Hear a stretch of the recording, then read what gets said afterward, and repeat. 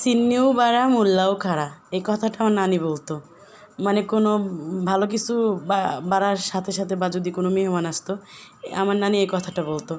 আজ ক্ষীর রান্নার হতে না হতে আমার বোনের 2 জামাই চলে আসছে।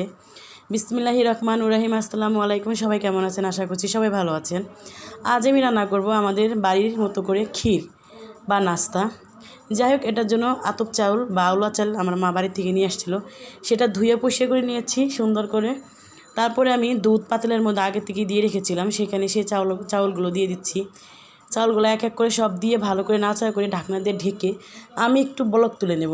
বলকটা উঠে গেলে তারপরে এর মধ্যে দিয়ে দেবো আমি গুড়। এটা কিন্তু খুবই সুস্বাদু হয়। অল্প কিছু জিনিস দিয়ে রান্না করলে কিন্তু এই খাবারটা অনেক টেস্টি হয়। মিষ্টি খাবারের মধ্যে এই একটা খাবার আমাদের মধ্যে যেটাকে বলে ক্ষীর বা নাস্তা, আমাদের উত্তরবঙ্গে এটাই বলে। আমি অনেকটাই যেইভাবে মিষ্টি খেতে পছন্দ করেন ঠিক ওইভাবে মিষ্টিটা এখানে ইউজ করবেন। তারপরে আমি গুড়গুলোকে দিয়ে ভালো করে নাড়াচাড়া করে দিচ্ছি যাতে এটা গলে যায়। এটা গলার সাথে সাথে কালারটা কিন্তু অনেক সুন্দর চলে আসবে, লাল লাল হয়ে যাবে। তারপর আমি এক এক করে একটু একটু করে নাড়াচাড়া করে করে আমি গুড়গুলোকে ভালো করে গলিয়ে নিচ্ছি। যাই হোক, আজ ভালোই লাগতেছে, 2টা বোনের জামাই চলে আসলো, ওদেরকে নিয়ে আজকে এনজয় করে নাস্তাটা খেলাম, খুবই ভালো লাগলো। যাই হোক, আমি এখন পরিমাণ মতো লবণ, মিষ্টিটা ব্যালেন্স করার জন্য আমি লবণ দিয়ে দিলাম। যারা মিষ্টিতে লবণ খান না তারা স্কিপ করতে পারেন। সত্যি কথা বলছি, লবণ দিলে মিষ্টিটা অনেক ভালো লাগে। যাই হোক, যখন এটা নাড়াচাড়া করে ওই দুধটা শুকিয়ে গেল, তখন এর মধ্যে আমি আলাদা করে দুধ আর নারকেল রেখে দিয়েছিলাম, সেটাও এর মধ্যে মিক্স করে নিচ্ছি।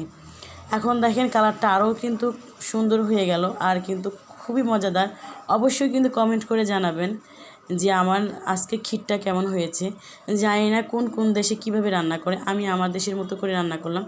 যাই হোক, নারকেলের দুধটা দেওয়ার পরে নাড়াচাড়া করার পরে একটু কাজু বাদাম, একটু পেস্তা বাদাম, একটু আর কি কিশমিশ আর একটু দিয়ে দিচ্ছি মুরব্বা, দিয়ে ভালো করে নাড়াচাড়া করে নিচ্ছি। আবারও সুন্দর করে নাড়াচাড়া করে নিচ্ছি যেন সবগুলো উপরে সব কিছুর সাথে যেন মিশে যায়। দেখেন আমার কিন্তু এটা মিশানো শেষ। আমি কিন্তু চুলার আঁচ কিন্তু বন্ধ করিনি, দেওয়াই ছিল মিডিয়ামের মতো। এই দেখেন হয়ে গেল আমার মজাদার একটা ক্ষীর। অবশ্যই কিন্তু যারা যারা খান নাই বানিয়ে খাবেন আর কিন্তু কমেন্ট করে জানাবেন আমার রেসিপিটা আজকে কেমন হয়েছে। অবশ্যই লাইক করতে ভুলবেন না, যারা আমাকে ফলো দেন নাই ফলো দিবেন। ইউটিউব হলে ইউটিউবে দেবেন, ফেসবুক হলে ফেসবুকে দেবেন, শেয়ার করবেন, অন্যকে দেখার সুযোগ করে দেবেন। আল্লাহ হাফেজ।